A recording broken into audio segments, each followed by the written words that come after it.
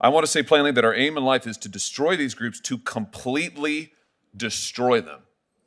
To completely destroy them. Do you think that's appropriate rhetoric for someone to use about opposing counsel or a member of the bar? Do you think that's an appropriate goal to have? Senator, I would first say that I'm not familiar even with the language that you just cited, but I will say that my work, again, and I stand on my record, is to ensure that all people have access to counsel to vindicate their rights. Do you think that this is appropriate rhetoric from a senior fellow at your organization? Senator, again, not having that language in front of me, not understanding the context, I can't even respond to that. Oh, you can't say it's inappropriate? Without A routine Senate confirmation hearing suddenly turns into a fiery confrontation. One senator presses a nominee with a barrage of questions about free speech, legal ethics, and the controversial reputation of the organization they work for, the Southern Poverty Law Center. What begins as a discussion about constitutional rights quickly escalates into accusations, sharp criticism, and one senator declaring the nominee's answers absolutely extraordinary. Here's what happened during this intense exchange. Thank you, Mr. Chairman. Congratulations to the nominees, and thanks for being here. Ms. Abudu, if I could just start with you. You said to Senator Ossoff just a couple of minutes ago that you believe in the First Amendment, right? Absolutely. And you told him that you have litigated cases under the various clauses of the First Amendment, and you said that you think that free speech is essential. Is that right? That is correct. And freedom of thought is essential, you also said. Is that correct? Yes, sir. What about the right to counsel? Is that also essential? The Sixth Amendment and the Supreme Court have said so. So what would you think about your organization calling other members of the bar, saying that it is their goal, your organization's goal, to destroy other members of the bar who provide litigation, who provide counsel to indigent defendants? I'm thinking particularly of the Alliance Defending Freedom. Back in 2007, a senior fellow at your organization said in a speech that, "I want to say plainly, our aim in life is to destroy these groups," referring to the Alliance Defending Freedom and others. Just to be clear, these are groups that provide representation to indigent defendants and to other defendants, other plaintiffs, counsel, litigants. I want to say plainly that our aim in life is to destroy these groups, to completely destroy them. To completely destroy them. Do you think that's appropriate rhetoric for someone to use about opposing counsel or a member of the bar? Do you think that's an appropriate goal to have? Senator, I would first say that I'm not familiar even with the language that you just cited, but I will say that my work, again, and I stand on my record, is to ensure that all people have access to counsel to vindicate their rights. Do you think that this is appropriate rhetoric from a senior fellow at your organization? Senator, again, not having that language in front of me, not understanding the context, I can't even respond to that. Oh, you can't say it's inappropriate? Without more information, without Really? context, and without seeing it. That's interesting. Now, you said to this committee repeatedly that all you do at the Southern Poverty Law Center is voting rights. That's not what you said in your questionnaire to the committee, though. You said that you oversee litigation related to hate groups. So let's talk a little bit more about hate groups, which apparently you oversee the litigation for. Is it your position that organizations like the Alliance Defending Freedom are a hate group?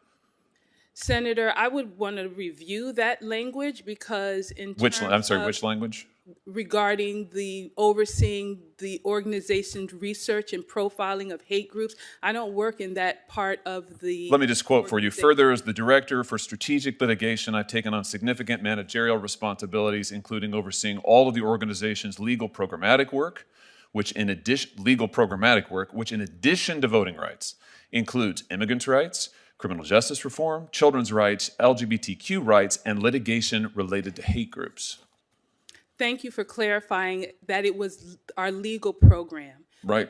And in terms of the cases that the organization has brought, it does include representing individuals who have been targeted on the internet, who have been harassed, whose family has been stalked in terms of, or because of their identity. In the one particular case, because of our client's identity as a member of the Jewish community. And we represented that woman successfully. Yeah, but you say you oversee litigation related to hate groups. Your organization is infamous for designating anyone who disagrees with it as a hate group, trying to drive them from public life, and in the words of your own employees, trying to completely destroy them. Is that a record that you're proud of? I am proud of our representation of that woman in that case who simply because of her Jewish heritage was targeted and stalked. That's not what we're talking about. Let me ask you about the Southern Poverty Law Center more generally. What year did you join SPLC? February 2021. Or, I'm sorry, 2019. 2019. 2019 was the year that the SPLC paid $3.4 million in response to defamation lawsuits. 2019 was the year that Charity Watch gave your organization an F rating. The SPLC has been labeled by the left-wing policy journal Current Affairs as an outright fraud that uses willful deception designed to scare liberals into writing checks. The progressive journalist Alexander Cockburn said this about SPLC: "I regard it, the Southern Poverty Law Center, collectively as one of the greatest frauds in American life." Liberal death penalty abolitionist Stephen Bright refused to accept an award named after the founder of the SPLC, saying in his words, "The SPLC has long been run by a con man and a fraud." That's from a Harper's Magazine article. Also in 2019, SPLC employees told the press, "We were part of a con and we knew it." That's in a New Yorker article, not exactly a right-wing journal. Are you concerned by any of this record of the organization that you work for? Senator, what I'm glad that I didn't hear in that litany is a complaint about the voting rights work that we've done, about the clients and the community. Are you concerned that Charity Watch gave you an F, that you had to pay $3.4 million in response to defamation lawsuits, that you've been criticized, your organization's been criticized as a fraud and a con job, and that you work for an organization who says it's their goal in life to completely destroy their opponents? None of that gives you any pause. Senator, again, my work with the Southern Poverty Law Center has been to uphold the constitutional rights of individuals who, without pro bono counsel, would not be even able to have access to justice. I have to tell you, I find your answers absolutely extraordinary. Absolutely extraordinary. I can't believe you've been nominated for this position. I can't believe that the President of the United States would nominate someone from this organization with this record. And I can't believe that you would sit here today and refuse to condemn this hateful, frankly, violent rhetoric from this organization with this record. It's astounding to me. Senator Padilla. Thank you, Mr. Chair. Hello again to both. What started as a standard confirmation hearing quickly became a sharp debate about free speech, legal advocacy, and the role of influential organizations in American politics. Supporters argue that groups like the Southern Poverty Law Center play a critical role in defending civil rights and protecting vulnerable communities. Critics say the organization's tactics and labels can unfairly target ideological opponents.